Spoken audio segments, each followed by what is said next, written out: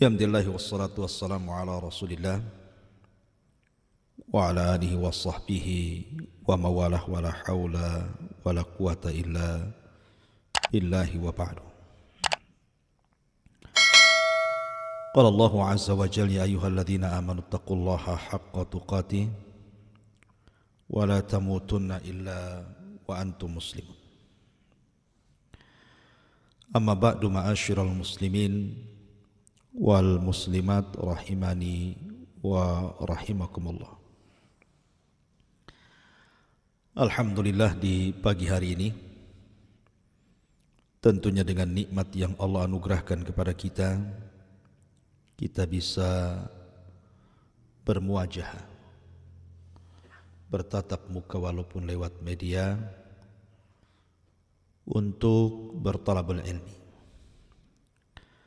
Salawat dan salam kita hadiahkan kepada Rasul kita Nabi besar Muhammad sallallahu alaihi wa ala alihi wasallam. Tema di pagi hari ini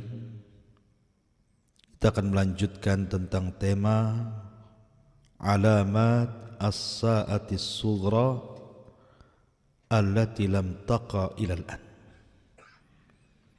Tanda-tanda kiamat kecil yang belum terjadi sampai hari ini. Ma'asyiral muslimin yang dimuliakan Allah Subhanahu wa taala.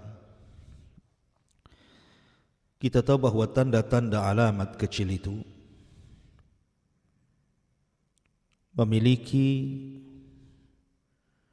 beberapa peristiwa. Ada tanda-tanda alamat kiamat kecil yang sudah berlalu dan tidak mungkin kembali. Ada alamat kiamat kecil itu yang telah terjadi dan akan terus terjadi dan akan terulang-ulang kejadiannya. Kemudian yang ketiga, alamat tanda-tanda kiamat kecil yang belum terjadi. Dan tentu yang terakhir ditutup dengan tanda-tanda alamat besar. Di antara tanda-tanda kiamat yang kecil dan sudah terjadi dan tidak mungkin terulang lagi, seperti diutusnya Nabi sallallahu alaihi wasallam dan wafatnya Rasul, terbelahnya bulan menjadi dua. Kemudian juga api Hijaz yang pernah terjadi di negeri Syam. Kemudian alamat yang senantiasa terjadi dan akan terulang-ulang adalah futuhat wal hurub. Futuhat artinya pembebasan-pembebasan negeri dan peperangan. Kemudian juga menyandarkan ke perkara kepada yang bukan pakarnya. Kemudian kerusakan kaum muslimin. Kemudian terjadinya gerhana. Terjadinya gempa. Dan begitu seterusnya. Lah, adapun tanda-tanda kiamat yang belum pernah terjadi sudah saya singgung pada kesempatan yang lalu. Di antaranya mengeringnya sungai Efrat dan terlihatnya gunung emas. Kemudian juga kemarin kita sudah singgung tentang perang yang besar yang disebut dengan Malhamatil Kubra. Lalu apalagi tanda-tanda kiamat yang belum pernah terjadi tetapi akan terjadi di akhir zaman? Munculnya seorang laki-laki dari Qahtan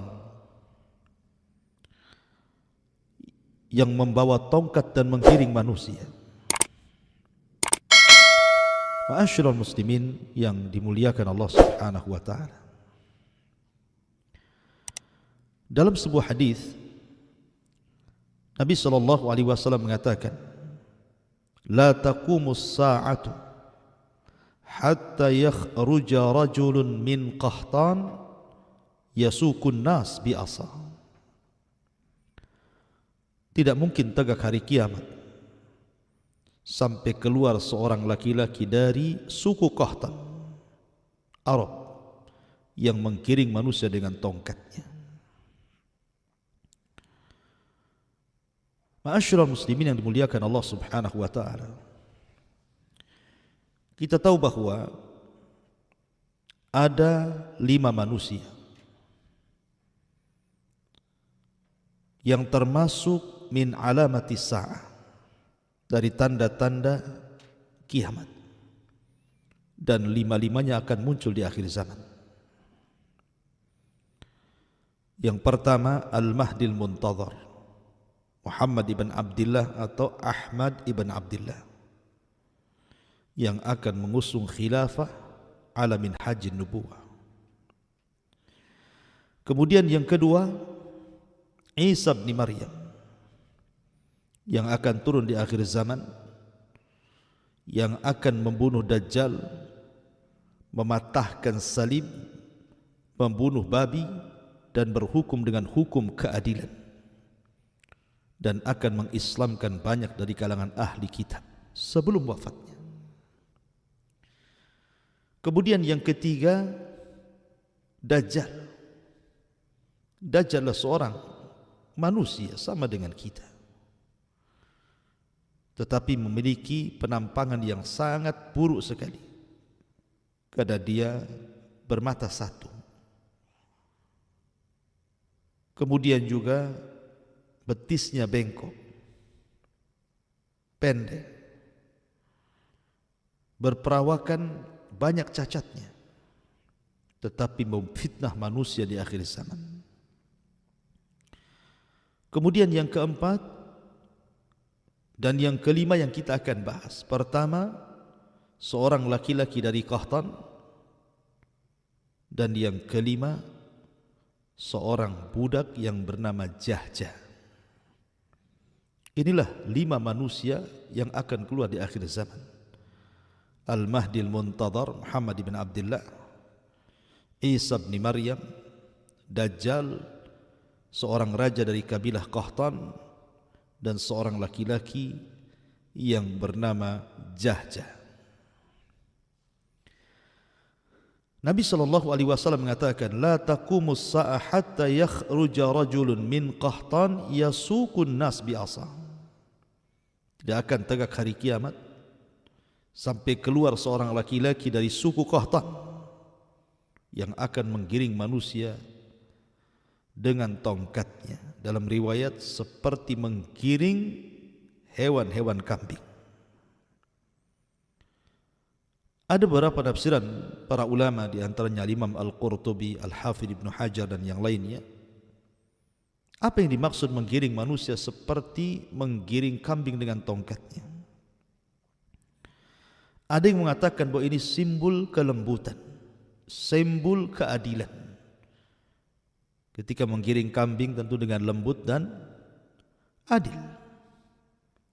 Tapi ada juga mentafsirkan sebaliknya. Maksudnya ketika dia menggiring kambing itu dengan cara mencambuknya, menunjukkan kezalimannya. Wallahu a'lam. Karena sebagian ulama mengatakan seperti itu.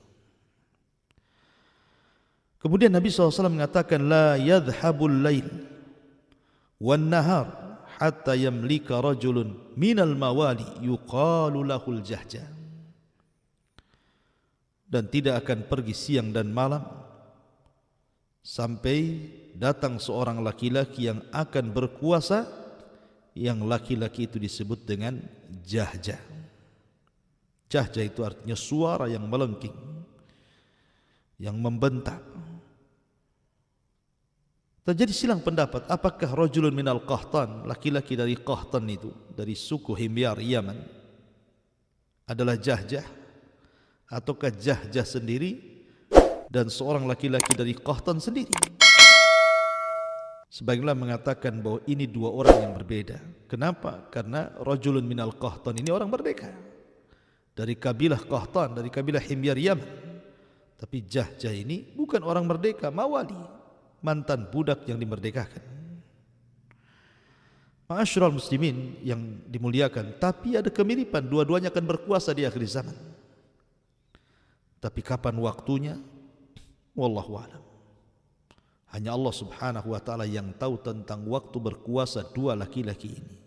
Rajulun minal Qahtan dan juga rajulun yuqalu lahu Jahjah. Seorang laki-laki yang dikatakan dari negeri Qahtan dan seorang laki-laki yang dikatakan Al-Jahjah.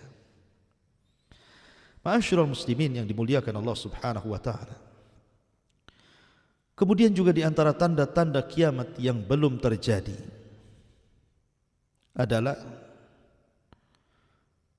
munculnya seorang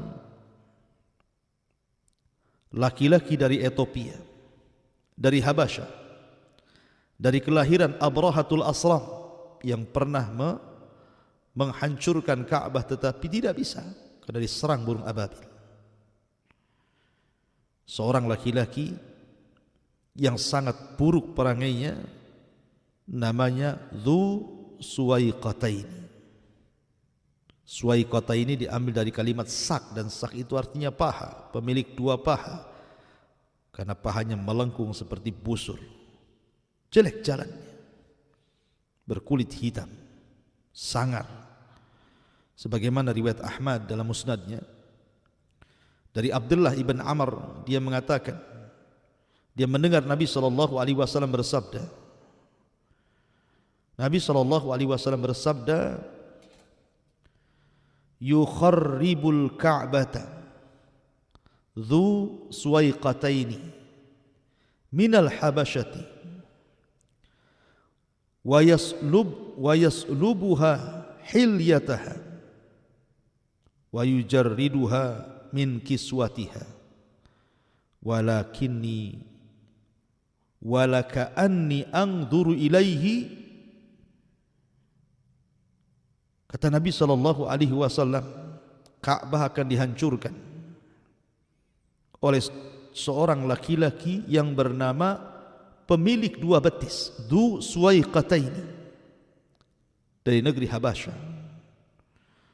di mana akan mengambil seluruh perhiasan yang ada terpendam di bawah Ka'bah dan akan menelanjangi Ka'bah dari kiswahnya, dan seolah-olah aku melihatnya, kata Nabi.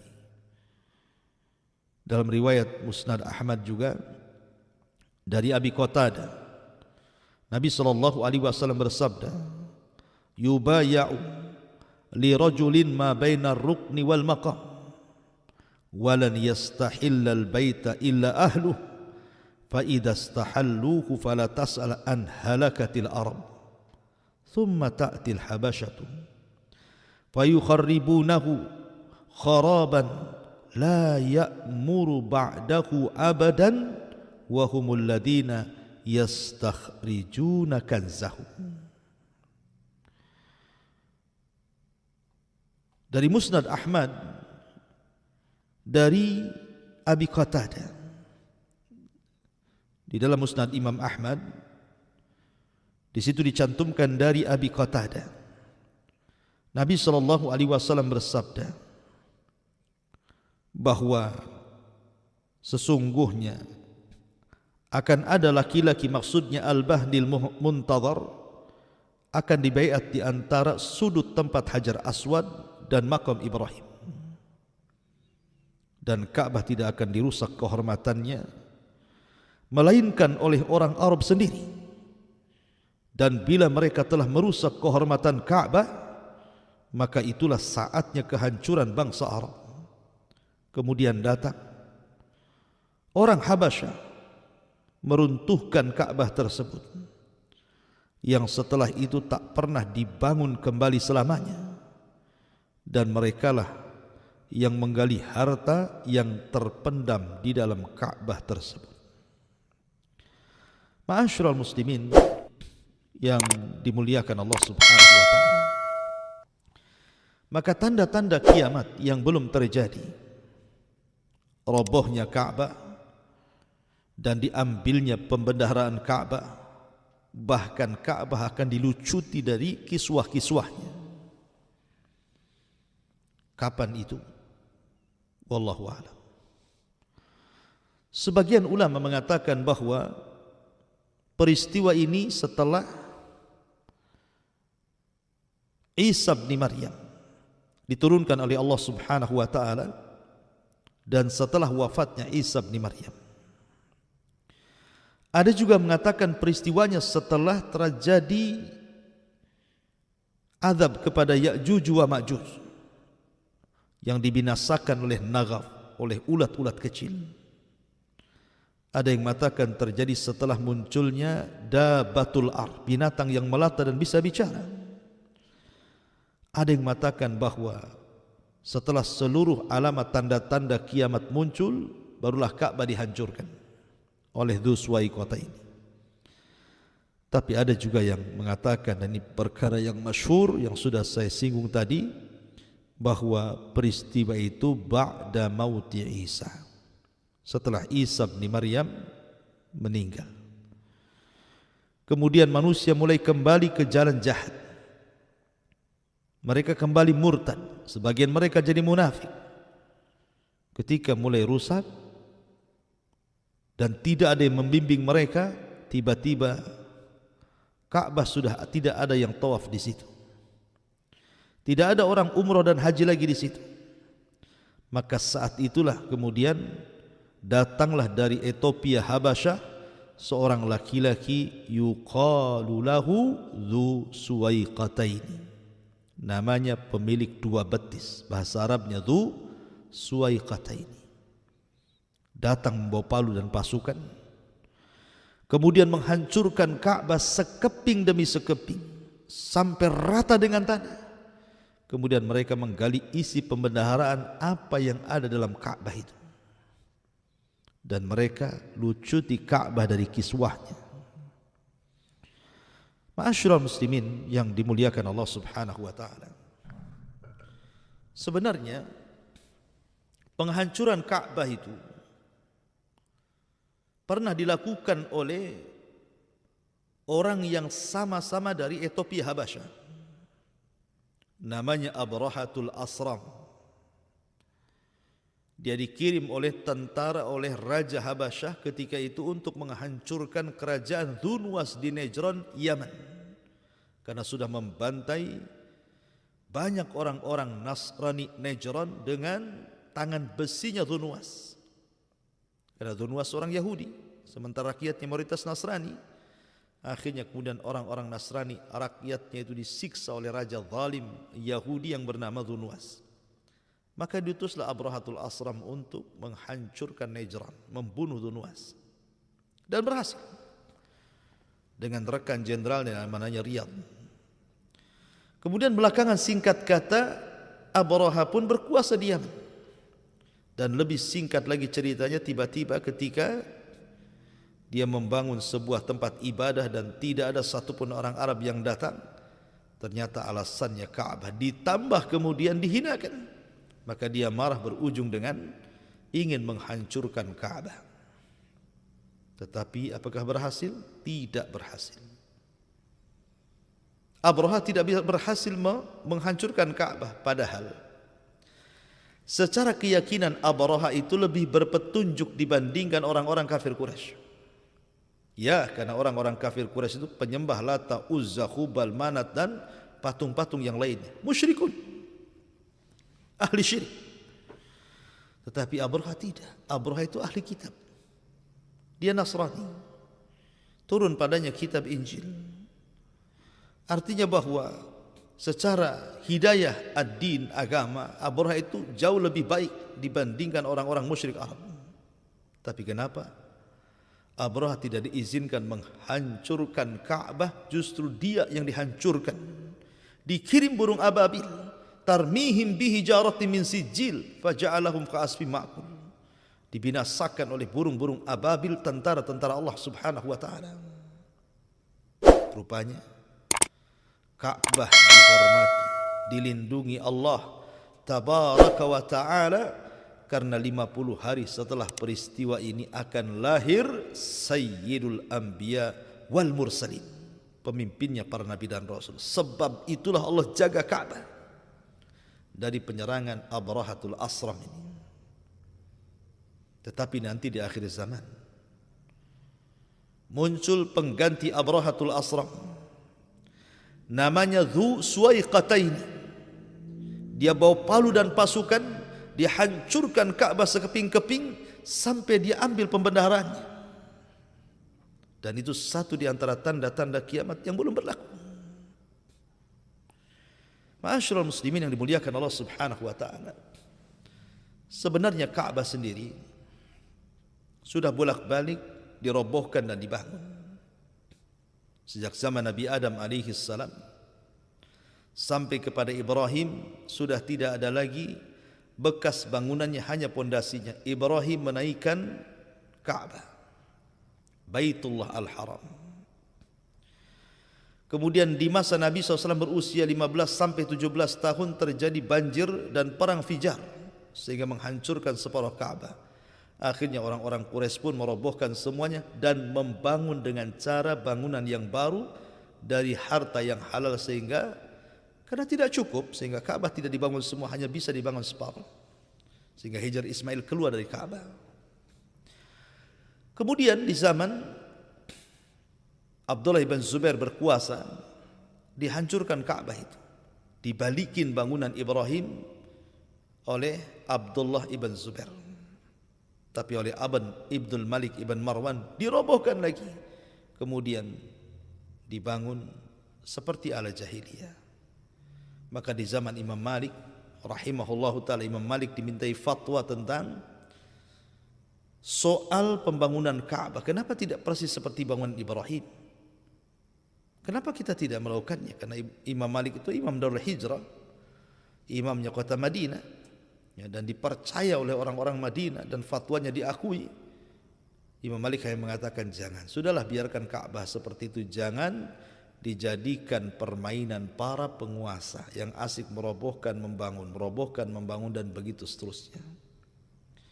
Ma'asyiral muslimin yang dimuliakan Allah Azza wa Jalla, lalu kapan terjadi penghancuran Ka'bah dan tidak mungkin tegak lagi Ka'bah di permukaan bumi ini? Nabi SAW mengatakan dari Anas bin Malik radhiyallahu anhu, kata Rasul, la taqumu hatta la yuqal fil ardi Allah Allah Allah. Tidak akan tegak hari kiamat sehingga tidak akan dikatakan di bumi ini orang yang mengucapkan lafaz Allah Allah Allah. Rawahu Muslim. Ketika tidak ada lagi orang mengucapkan Allah, orang sudah tidak kenal salat, tidak kenal puasa, tidak kenal zakat, tidak kenal haji, tidak kenal umrah, dan manusia berada di atas kegelapan. Disinilah datang Dzu Suwaiqatain dari Habasyah Ethiopia, kemudian menghancurkan Ka'bah dengan tujuan mengambil pembendaharaan yang ada di dalam Ka'bah itu. Ma'asyiral muslimin yang dimuliakan Allah Subhanahu wa taala, inilah di antara tanda-tanda kiamat yang belum terjadi. Insyaallah